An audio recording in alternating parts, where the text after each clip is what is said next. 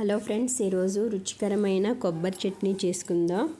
దీనికి కావాల్సింది ఒక కొబ్బరి చిప్ప శుభ్రం చేసుకొని ముక్కలుగా కట్ చేసుకొని మిక్సీ జార్లో వేసుకోవడమేను.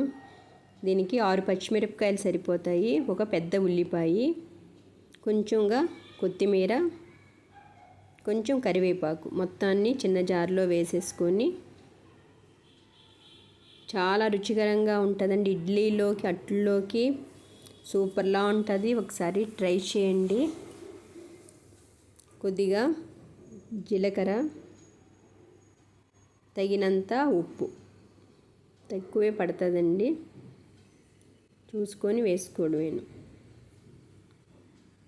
పోపు దినుసులు ఒక ఎండుమిరపకాయ, ఆవాలు, జీలకర్ర మిక్సీ జారు పట్టేస్తున్నాను. చాలా మెత్తగా చేసుకోండి. గట్టిగా అనిపిస్తే కొంచెంగా నీళ్లు పోసుకోండి. నీళ్లు పట్టవు, ఉల్లిపాయలో ఉన్న వాటర్ సరిపోతుంది. ఒక గిన్నెలోకి తీసేసుకొని పోపు పెట్టేసుకోవడమేనండి. కొంచెంగా నూనె వేసుకొని ఒక 1/2 టేబుల్ స్పూన్ సరిపోతుందండి, ఎక్కువ పట్టదు. ఒక ఎండుమిరపకాయ, జీలకర్ర వేగడానికి కొంచెం నూనె వేసేసుకొని ముందుగా ఎండుమిరపకాయ చిదిమేసుకొని రుచిగా ఉంటుంది. వేసుకోకపోయినా పర్వాలేదు. ఆల్రెడీ మనం జీలకర్ర వేసేసాం కదండి, కొంచెం జీలకర్ర వేసేసుకుందాం. ఆవాలు 4, కరివేపాకు ఒక రెమ్మ. కరివేపాకు ఎక్కువ మాడక్కర్లేదు, అయిపోయిందండి. ఇది చాలా సింపుల్, ఈజీ. కొబ్బరి, పచ్చిమిరపకాయ ఏమి వేపక్కర్లేదు, చాలా రుచిగా ఉంటుంది. ఒకసారి ట్రై చేయండి. మన ఇంట్లో ఏదో సమయంలో కొబ్బరికాయలు కొట్టుకుంటూ ఉంటాం కదా,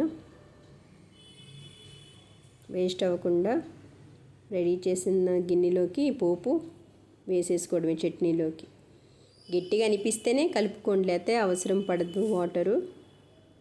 కానీ చాలా రుచిగా ఉంటుందండి. ఎంత బాగుంటుందంటే ఒకసారి మేము వారానికి 1-2 సార్లు ఇలా చేస్తాను. ఎప్పుడు పల్లీలతోటే కాకుండా ఇలా కూడా కొద్దిగా కొత్తిమీర పెట్టేస్తున్నాను. పిల్లలు ఇష్టంగా తింటారండి, చాలా బాగుంటుంది. మన కొత్తిమీర, కరివేపాకు అన్నీను అందుతాయి. నచ్చితే లైక్ చేయండి, షేర్ చేయండి. Thank you.